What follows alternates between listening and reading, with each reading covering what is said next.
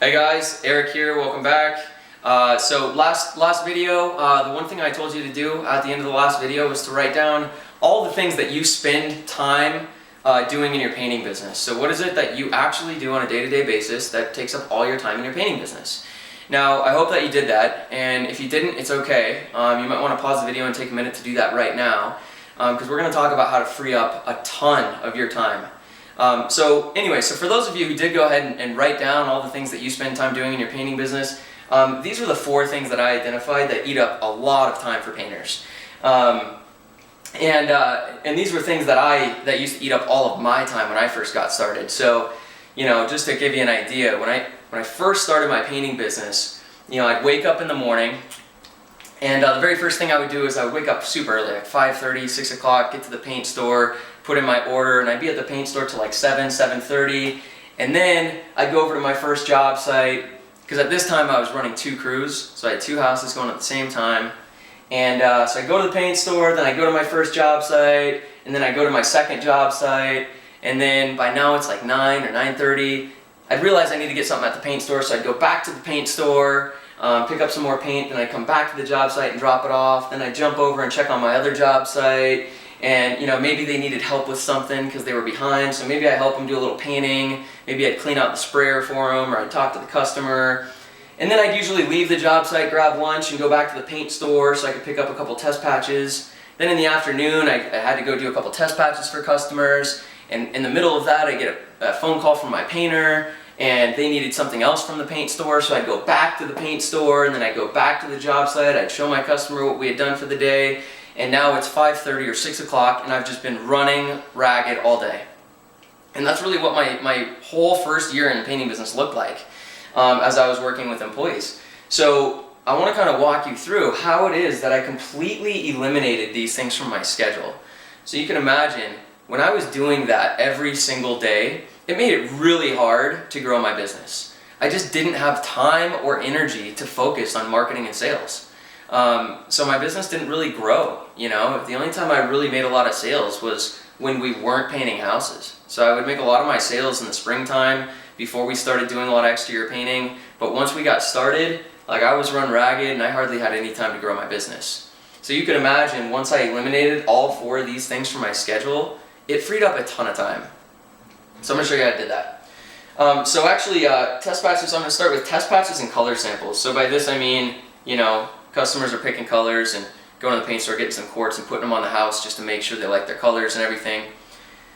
We realized that this was something that was taking so much time in production. Like, once we got a new client, this was the most time-consuming thing preparing a job to paint. Sometimes we had to pick colors, we had to go to the customer's house, pick colors with them, we had to go to the paint store, get the test patches, go back, put them on the house. If they didn't like them, we went back to the paint store, then we went back to the house. Sometimes it would take 2 or 3 trips to get people to figure out their colors, and it just took too much time. So we made one really simple change. So what that change was is, I went to my paint rep, and I said, hey man, I want to set up my account so that my customers can come in and they can buy quartz or test samples on my account so they can pick their colors.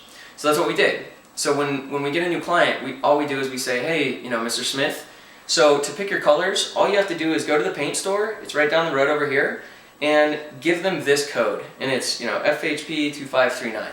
Give them that code, and they'll give you all the test quartz that you need so you can actually put samples up on your house to pick your colors.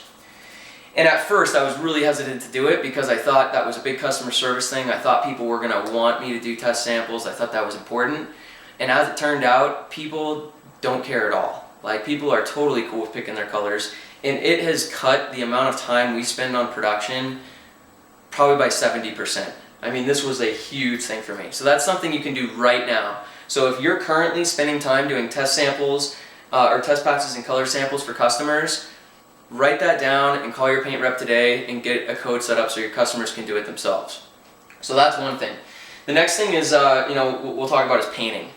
So if you're actually doing painting right now, I would strongly urge you to just stop doing it.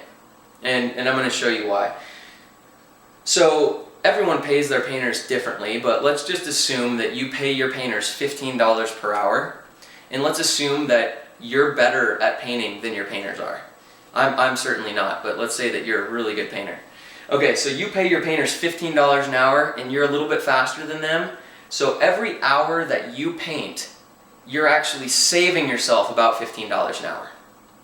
So you could say that when you go and paint, you make $15 per hour.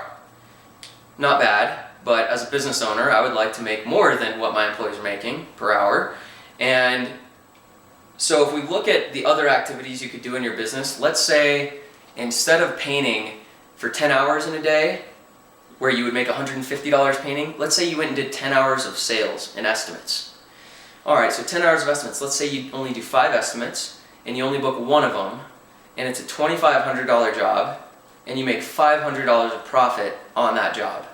So that means in 10 hours doing sales, you made yourself $500. So $50 an hour doing sales, or you made yourself only $15 an hour painting. And that's a really mild example. So for myself, when I do estimates, I close about 70% of my estimates. And my estimates take an hour and a half. So if I want to go and do 5 estimates, it'll take me about 7.5 hours, so call it 8 hours. I usually book about 3 of those jobs for about $3,000 each. That's $9,000, and I make just shy of $2,000 in 8 hours. So that's a lot more money than, the $150 I could make if I was painting.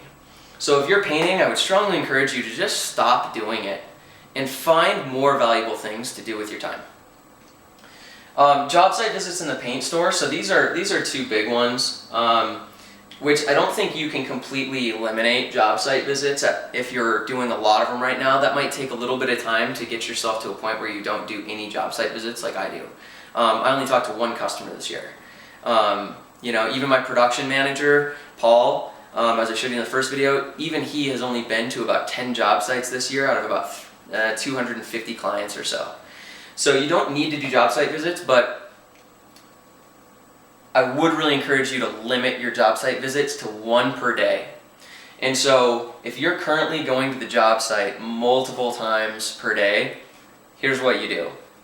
Go to the job site first thing in the morning and spend 15 to 30 minutes there and take a piece of paper and write out hour by hour what your painters should be doing, and make a copy of that for yourself, like snap a picture. And then instead of going back to the job site multiple times that day, just call your painters in the afternoon and just check in. And that's really all you need to do. And you should be able to only go to your job site every morning. And if you really have to babysit your painters so much that you have to go to the job site multiple times per day, then you probably should get some new painters, because you shouldn't need to babysit your employees that much. And in fact, you could even give them a small raise. Like give them $1 an hour raise, so it costs you another $10 a day for you to not have to do that. That will free up your time so you can focus on more valuable activities. So make sure you only do 1 job site visit a day if you're doing multiple of these, and then just check in on the phone. The last one is paint store visits. I haven't been to the paint store in like 7 years. Don't go to the paint store anymore. Give your guys a small raise and make sure every morning they go to the paint store on the way to the job site, and teach them to make sure that they buy everything they need for the entire day in the morning, so that they're also not making multiple trips to the paint store a day. So it's a small organizational thing to make this only 1 trip a day, and then it's a small thing to delegate to get your painters to do it for you. So based on everything that we've talked about, what I would really encourage you to do is, if you're spending time doing any of these 4 things, spend an hour today and make all this happen. Set up your code so your customers can get their own test patches. Stop doing painting and have a conversation with your foreman or the person you trust the most on your crew, and have them start going to the paint store in the morning, and have them start managing the job site throughout the day, so you can just check it on the phone. And then you can free up your time so you can start to focus on the more valuable activities that we're going to talk about when we get into marketing and sales. Because that's where you're going to make all of your money in this business, is not in painting. It's in marketing and sales. And it's easy to do once you learn, the system that I'm going to teach you. So next up, we'll be talking about marketing and sales in the next couple videos. Make sure in the next couple days before we get there, you implement some of these things so you've got time not only to watch the videos, but to start implementing all the things that we're going to be talking about.